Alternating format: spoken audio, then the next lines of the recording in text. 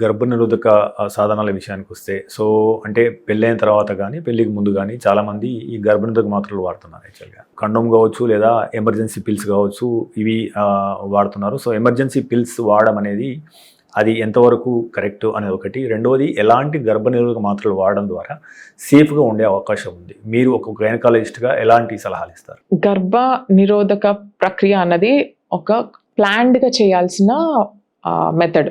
అంటే కాంట్రాసెప్షన్ అంటాం.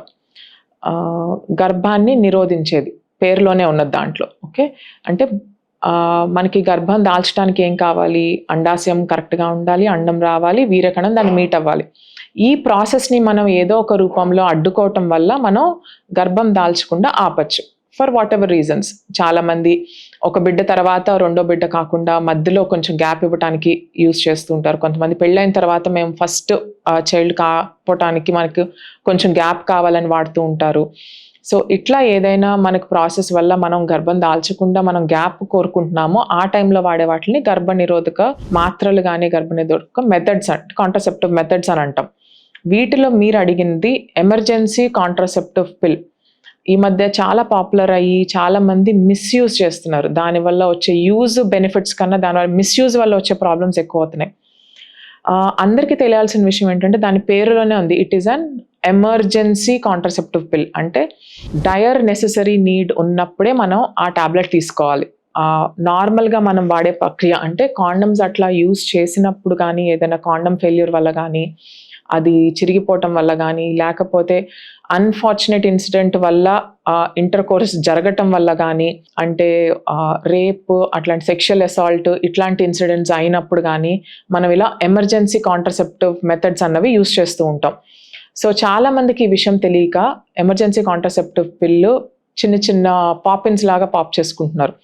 So why is it unhealthy to use emergency contraceptive pill? Emergency contraceptive pill అన్నది high dose of progesterone ఉన్న contraceptive pill. So మనకి daily release అయ్యే hormone కొంత percentage ఉంటే దీంట్లో దానికి మల్టిపుల్ టైమ్స్ ఇంక్రీజ్డ్, అంటే ఒక 200 to 300 times extra amount of progesterone available ఉంటుంది ఆ కాంట్రాసెప్టివ్ పిల్లో. అంటే మనం బాడీలో ఉన్న హార్మోనల్ బ్యాలెన్స్ని మొత్తాన్ని డిస్టర్బ్ చేస్తున్నాం. Yes, it is a good method to use, but only when it is an real emergency. So as a routine current youth ఎలా అయితే యూజ్ చేస్తున్నారో అలా ఎమర్జెన్సీ కాంట్రాసెప్టివ్ పిల్ వాడకూడదు. ఎందుకంటే ఈ హార్మోన్ ఇంత ఎక్కువ అమౌంట్స్లో తీసుకోవటం వల్ల వాళ్ళకి రెగ్యులర్గా జరిగే ఋతుక్రమం అన్నది చాలా వరకు డిస్టర్బ్ అవ్వటము, ఈ డిస్టర్బ్ అవ్వటం వల్ల వాళ్ళకి ఇర్రెగ్యులర్ సైకిల్స్ రావటము, ఆర్ సైకిల్ వచ్చినప్పుడు వాళ్ళకి హెవీగా బ్లీడింగ్ అవ్వటము, ఈ హార్మోన్ వల్ల జరిగే ట్యూబ్లో చేంజెస్ వల్ల ఫ్యూచర్లో ఇన్ఫర్టిలిటీ ప్రాబ్లమ్స్ రావటము, ఆర్ అప్పుడప్పుడు ఎండోమెట్రియోసిస్ అన్న కాంప్లికేషన్ రావటం. అంటే మెన్సెస్ బ్లడ్ బ్యాక్ ఫ్లో అయ్యి ట్యూబ్ ద్వారా వేరే చోట డిపాజిట్ అయ్యి ఎండోమెట్రియోసిస్ అనే కాంప్లికేషన్స్ రావటం, ఇట్లాంటి చాలా మల్టిపుల్ ప్రాబ్లమ్స్ చూస్తున్నాయి ఎమర్జెన్సీ పిల్ వల్ల.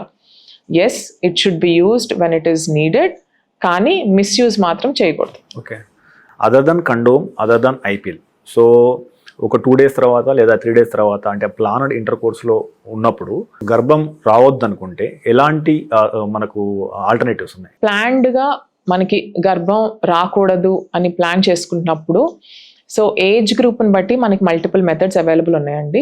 So contraceptive pills other than emergency contraceptive పిల్, మనకి కాంట్రాసెప్టివ్ పిల్స్ అని చాలా ఏళ్ళ నుంచి, ఆల్మోస్ట్ 50-60 years పైన నుంచి మనకి అవైలబుల్ ఉన్నాయి. అంటే బాడీలో రిలీజ్ అయ్యే ఈస్ట్రోజన్, ప్రొజెస్ట్రాన్ హార్మోన్స్ అనేవి మనం ఒక పర్సంటేజ్ మోతాదులో కలిపి మన డైలీ ఇవ్వటం వల్ల అండం విడుదలయ్యేది అన్నదాన్ని మనం ఆపొచ్చు అనమాట. ఓకే, ఆ సైక్లికల్ ప్యాటర్న్లో ఏదైతే మనకి అండం విడుదల అవటానికి కావాల్సిన హార్మోన్స్ని మనం ఆ సైక్లికల్ ప్యాటర్న్ జరగకుండా మనం బయట నుంచి హార్మోన్స్ ఇవ్వటం వల్ల మనం అండం విడుదలని ప్రివెంట్ చేయొచ్చు. సో దీన్ని ఓరల్ కాంట్రాసెప్టివ్ పిల్స్ అంటాం. అంటే కంబైన్డ్ ఓరల్ కాంట్రాసెప్టివ్ పిల్స్ ఉంటాయి, లేకపోతే ప్రొజెస్ట్రాన్ ఓన్లీ పిల్స్ అని ఉంటాయి. అంటే ఈస్ట్రోజన్ ప్రొజెస్ట్రాన్ కలిసినవి, లేకపోతే ఓన్లీ ప్రొజెస్ట్రాన్ ఉన్న పిల్స్ ఉంటాయి. సో అందరికీ ఒకటే రకమైన ట్రీట్మెంట్ అన్నది, కామన్గా బ్లాంకెట్స్ ట్రీట్మెంట్ అన్నది ఉండదు. సో కొంతమందికి కంబైన్డ్ పిల్స్ నీడ్ ఉంటుంది, కొంతమందికి ప్రొజెస్ట్రాన్ ఓన్లీ పిల్స్ అడ్వైస్ చేస్తాము, కొంతమందికి ఇవి కాకుండా డిఫరెంట్ మెథడ్స్.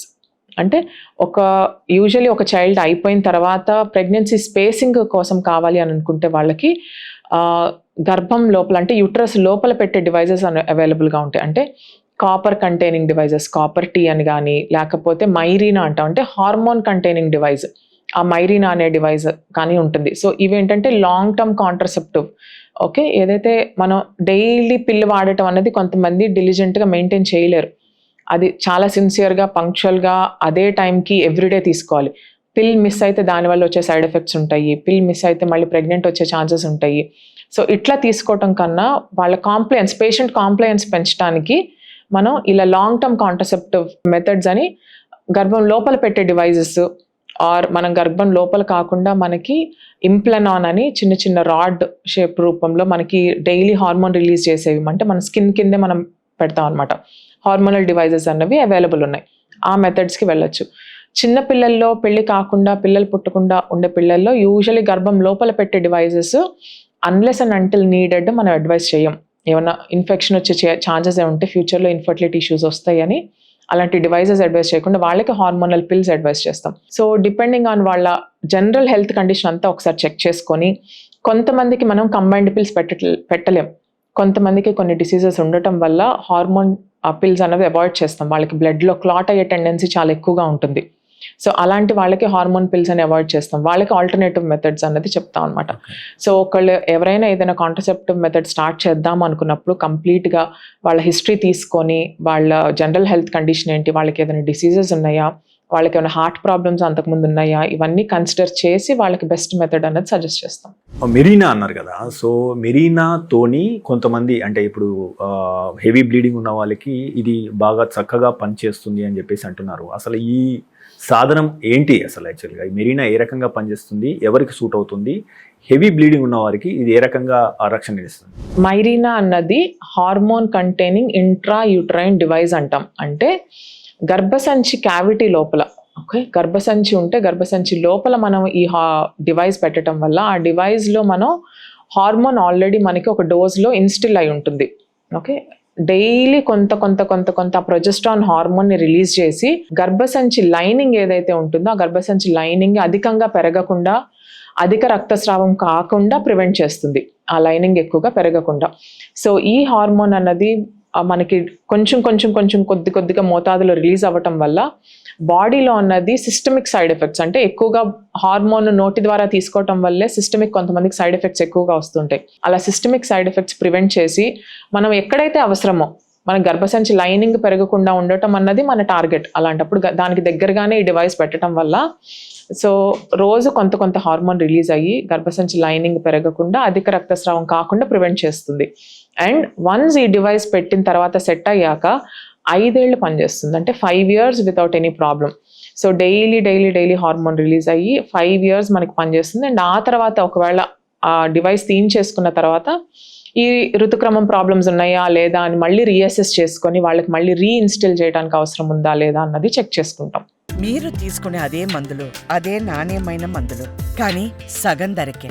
అవును, మెడ్ ప్లస్ బ్రాండ్స్ పై 50 to 80% తగ్గింపు.